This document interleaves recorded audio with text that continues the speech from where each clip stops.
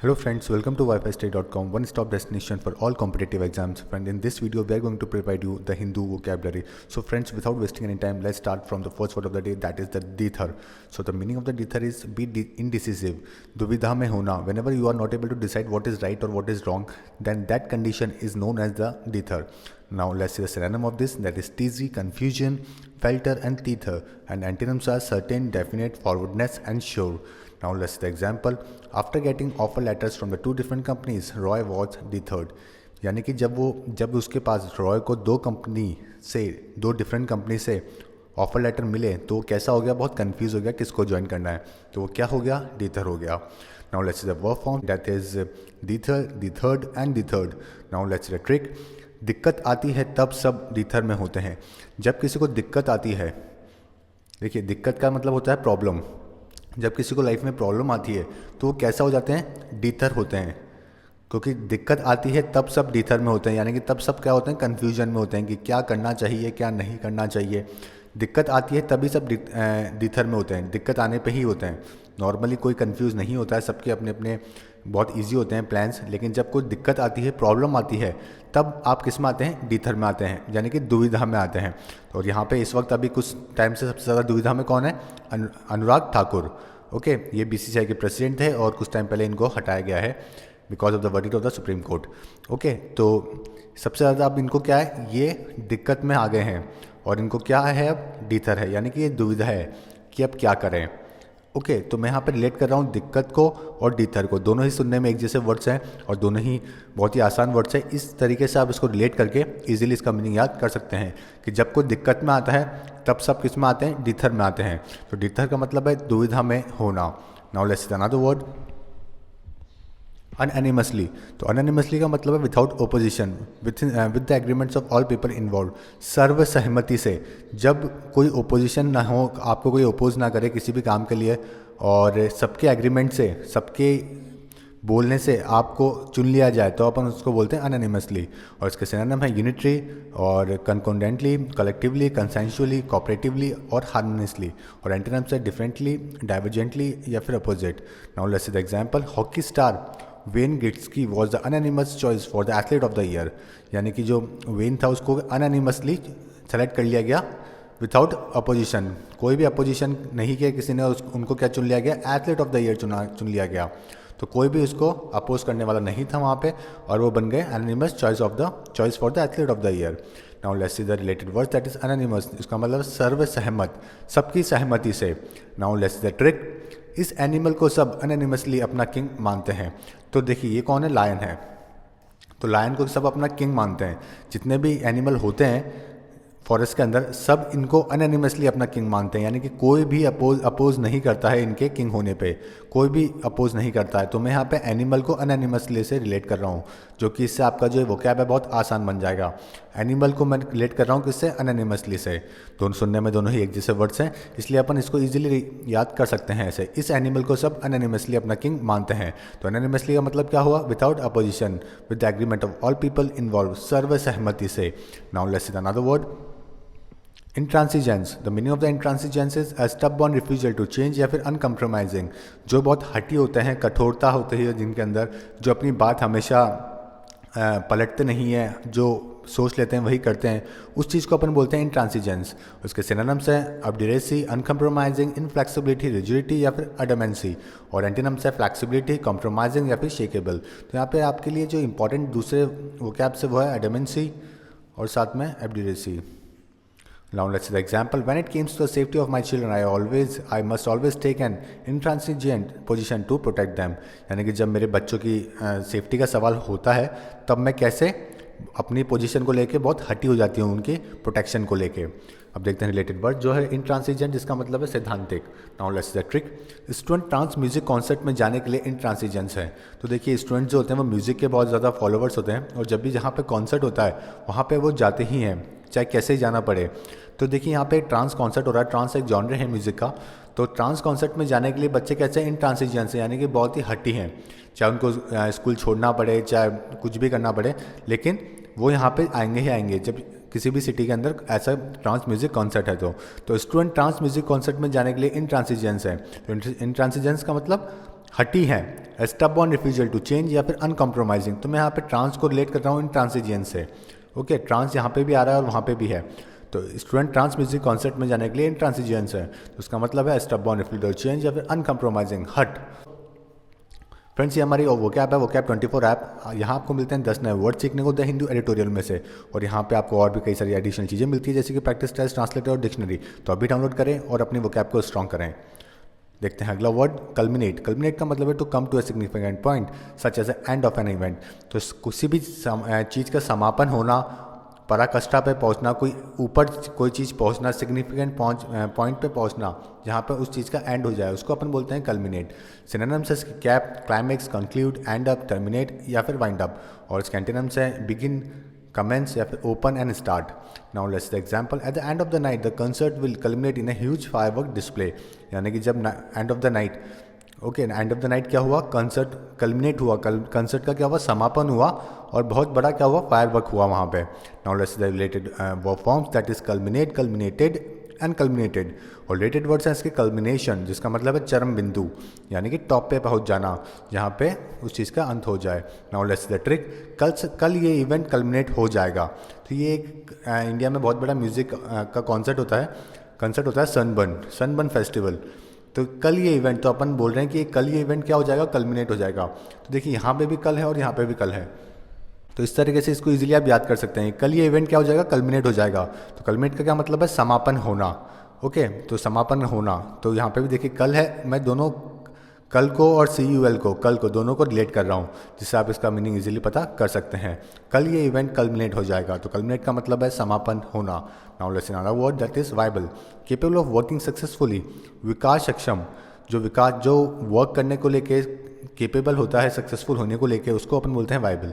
Synonym है इसके workable, feasible, practicable, practical, applicable, usable, manageable and operable. और antonyms है इसके इनप्रैक्टिकेबल या फिर unfeasible. Now let's see the example, if the project is not viable there is no reason for us to consider it. यानी कि अगर कोई project viable नहीं होगा, यानी कि उसमें उस प्रोजेक्ट में कैपेबिलिटी नहीं होगी सक्सेसफुल होने की, तो कोई भी रीज़न नहीं है कि हम उसको कंसिडर करें। ऐसा कोई प्रोजेक्ट कोई नहीं लेता है। Now let's the trick, able लोग ही वाइबल होते हैं। तो एबल जो लोग होते हैं, जो सक्षम जो लोग होते हैं, एबल, मैं यहाँ पे एबल को वाइबल से रिलेट कर रहा हूँ। देखिए दोनों में ही आ रहा है एबल। तो एबल लोग ही वाइबल होते हैं। तो वाइबल का मतलब क्या है, केपेबल ऑफ वर्किंग सक्सेसफुली। यहाँ देखिए सुंदर पिचाई, ये गूगल के हेड है इस वक्त। ओके, और ये कौन है, ये बहुत एबल है, इसीलिए ये क्या है, वाइबल है। ओके, तो कभी भी अगर आपके पेपर में एबल आता है तो आप इजीली उसके आगे क्या है वो देख के ही पता कर सकते हैं, वाइबल का मीनिंग इजीली पता कर सकते हैं कि इसका मतलब एबल ही है, यानी कि capable of working successfully. Okay, विकास सक्षम, तो वाइबल का मीनिंग हुआ एबल लोग। देखते हैं नेक्स्ट, रिवैम्प। रिवैम्प का मतलब है give new and improved form, structure और अपीयरेंस टू। तो किसी भी चीज़ में सुधार करना, उसके स्ट्रक्चर में, फॉर्म में, अपीयरेंस में, उसको अपन बोलते हैं रिवैम्प। सिनोनिम है इसके remake, revitalise, remodel, revive, update and renew. और एंटोनिम्स है ruin, hurt, destroy and damage. Now let's see the example. The automaker is revamping a number of its car in an effort to make them more appealing to younger consumers.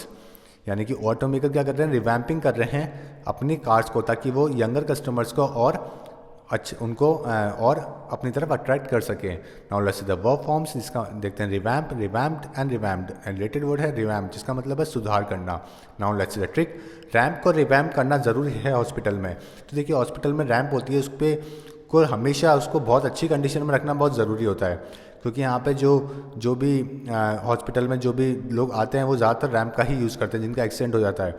तो ramp को हमेशा perfect position में रखना बहुत ज़रूरी है। तो ramp को रिवैम्प करना, जब भी वहाँ पे कोई भी ख़राब हो जाए, कुछ भी हो जाए, तो उसको रिवैम्प करना बहुत ज़रूरी है। तो मैं यहाँ पे रैम्प को रिवैम्प से रिलेट कर रहा हूँ, दोनों ही सुनने में एक जैसे वर्ड्स हैं, और इसको देख के आप इजीली इसका मीनिंग पता कर सकते हैं। कभी भी पेपर में आएगा तो आप इजीली इसको रिकग्नाइज कर लेंगे। तो रैम्प को रिवैम्प करना ज़रूरी है हॉस्पिटल में। तो देखिए यहाँ पे रैम्प और रिवैम्प, तो रैम्प को रिवैम्प यानी कि सुधार करना बहुत ज़रूरी है इसको हॉस्पिटल में। Now let's see another one, that is fathom. Fathom का मतलब है penetration for understanding, the extent of understanding a difficult problem और an enigmatic person after much thought. तो पूर्ण रूप से समझना, इसका मतलब होता है कोई भी चीज़ जो कि डेप्थ में जाके किसी भी चीज़ को अच्छे से समझना, ओके, उसको बोलते हैं फैथम। और सिनोनिम इसके understand, comprehend, grasps, catch, follow, perceives and observe. और एंटोनिम्स है misinterpret, misunderstand, estimate, guess, loss and neglect. Now let's see the example, since I have always done my work I cannot fathom why my boss just fired me, यानी कि मैंने हमेशा बहुत अच्छा करा है, उसके बाद भी मैं इस चीज़ का पता नहीं कर पाया कि मेरे बॉस ने मेरे को फायर क्यों किया। Now let's see the verb forms, उसका देखते हैं फैथम, फैथम्ड एंड फैथम्ड। और रिलेटेड वर्ड है फैथमलेस, यानी कि अथाह, जिसकी कोई डेप्थ ही नहीं है, जिस चीज़ को आप मेजर नहीं कर सकते उसको बोलते हैं अपन fathomless. Now let's see the trick, father हमें फैथम में लेके जाते हैं। तो फादर हमें कहाँ लेके जाते हैं? फैथम में, यानी कि बहुत डीप में। कोई भी चीज़ जो बहुत ज़्यादा डीप होती है और जिसको बहुत पूर्ण रूप से समझना, दो मीनिंग है इसके, या तो आप उसको डीप भी देख सकते हैं और उसको पूर्ण रूप से समझना। कोई भी डिफ़िकल्टी हो, प्रॉब्लम हो, उसको अच्छे से सोच समझ के उसको सॉल्व आउट करना, उसको अपन बोलते हैं फैथम। और देखिए फादर हमें फैथम में लेके जाते हैं, तो फादर और फैथम एक जैसे वर्ड्स हैं। ओके, तो फादर हमें कहाँ लेके जाते हैं? फैथम में लेके जाते हैं, यानी कि डेप्थ में लेके जाते हैं, जिसको कोई भी चीज़ जिसको आप मेजर कर सको। ओके, तो फादर हमें फैथम में लेके जाते हैं। तो फैथम का मतलब हुआ पेनिट्रेशन फॉर अंडरस्टैंडिंग और डेप्थ। अगर फ्रेंड्स आपको ये वीडियो पसंद आता है तो आप हमें सब्सक्राइब करें, सब्सक्राइब बटन ऊपर है और आप यहाँ से इजीली हमें सब्सक्राइब कर सकते हैं ताकि हम आपको और आपके पेपर में और हेल्प कर सकें।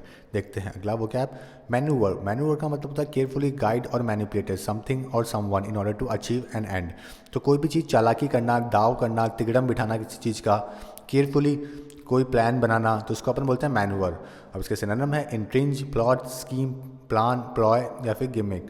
और एंटोनिम्स है ऑनेस्टी या फिर openness. Now let's see the example, during the holiday sales it is often impossible to manoeuvre your shopping cart through the crowd store sales. तो देख, during the holiday sales it is often impossible to manoeuvre your shopping cart through the crowd stores sales, यानी कि जो holiday cell जब होती है तब impossible होता है कि आप चालाकी कर सको अपनी शॉपिंग कार्ट से उस इतनी भीड़ के अंदर। Now let's see the verb forms, manoeuvre, manoeuvred and manoeuvred. Now let's see the trick, Munna Bhai हर मूवी में मैन्यूवर करता है। तो मुन्ना भाई हर मूवी में क्या करता है? मैन्यूवर, चालाकी करता है, सभी को पता है। ओके, मुन्ना भाई की जितनी भी मूवीज़ होती है उसमें हमेशा क्या करता है? चालाकी करता है। तो मुन्ना और मैन्यूवर एक जैसे वर्ड्स हैं, मैन्यूवर और मुन्ना, देखिए दोनों सुनने में एक जैसे लगते हैं, मुन्ना और मैन्यूवर।